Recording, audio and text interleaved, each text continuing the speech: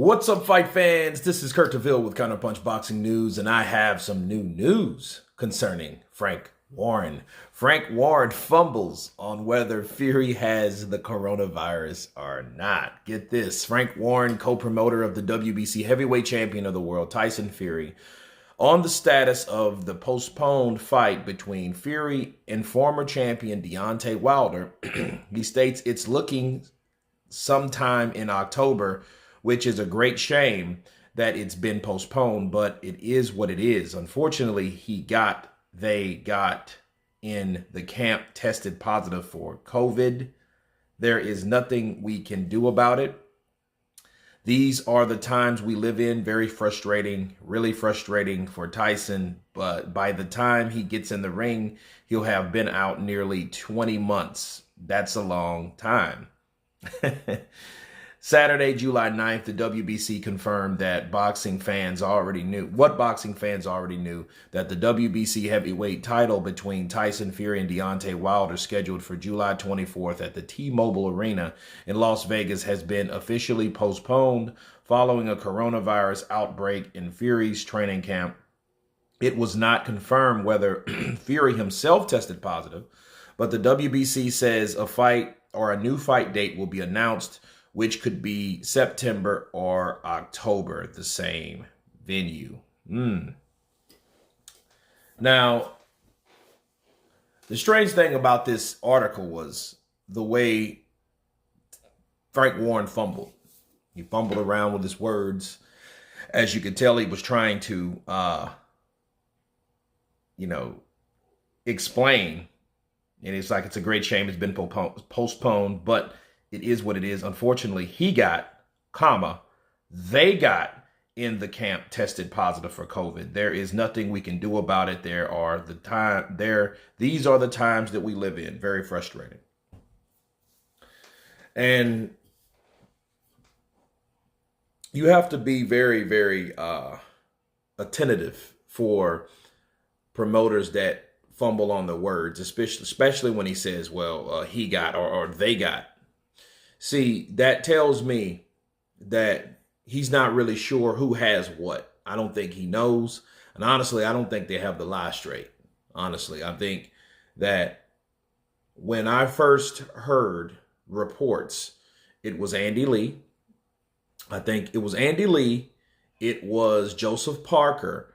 And I believe it was Shane Fury. Okay. Big Shane Fury. Those are the guys that had it. Now, Tyson Fury himself was being monitored. So from the 8th, and I know that was on the 8th because that's when the news it broke, okay? The 9th is when Tyson Fury is supposed to have been tested positive, right, for COVID-19. So that tells you that between the 8th and the 9th, Tyson Fury, I guess, had already contracted the disease or whatever. So, now the strange thing is, see, the day's the 12th. So, the 10th was Saturday, right? No, the 9th was Saturday. Yeah. No, the 9th was Friday. Saturday was the 10th. Sunday was the 11th, and the day's the 12th. So, Saturday, we seen Joseph Parker at the UFC event. And, I guess no one gave him the memo like, yo, dude, you were supposed to have been the guy that tested positive on the supposed outbreak of the camp of Tyson Fury. So what are you doing there? Okay. You know what I mean? And the strange thing about that now is if you check Mr. Joseph Parker, right? If you go to Joseph Parker's social media account, he's taken all that down. So let's go to Mr. Joseph Parker. For a second. There we go. Joseph Parker. Okay. Well, the only thing he had, now that was a story. Now you could say, well, hey, stories disappear, but I don't know how long because I don't really post a lot of stuff on Instagram, but you don't see any of the following. You just see the one thing, and it's haters having anger towards everyone, reaching success. Okay. All right. But and that was from someone else that he posted, but everything else he snatched off or it got deleted. Now, if he snatched it off, I want people to understand, if he snatched it off, that was a good reason he did, because it made the team look bad. People questioned the legitimacy of the COVID-19 positive tests. And, if he didn't test positive, okay, I want people to understand that. That means you needed to be concerned about other people, because maybe you could have caught it later on. You don't want to be anywhere near anyone that tests positive. Okay, so even if you work with a guy that tests positive, okay, you're going to get quarantined just for protocol. But why wasn't Joseph Parker? That's the problem. Okay, so back to Frank Warren, though. Frank Warren fumbles around on his words because I don't think he really knows anything either. I don't think he has a full report on who tested positive. But that's the strange thing. You hear Frank Warren speak. Frank Warren's the co-promoter of Tyson Fury. If anybody should know who tested positive in the camp, he should, because he's available with the intel of that intel. So that tells you wonders. And let's put it this way. Let that been Eddie Hearn, and this has been a Joshua camp. He would have told you everyone that got popped positive currently.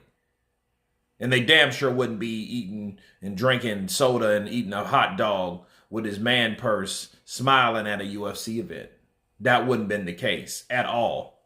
Okay, so it just shows you how certain people, if you would have looked at certain people and how they would have handled it, and imagine the protocol and the steps that they would have took, to rectify the problem, or how they handled the problem. You know what I mean? Because some things you can't rectify. You just have to deal with, right?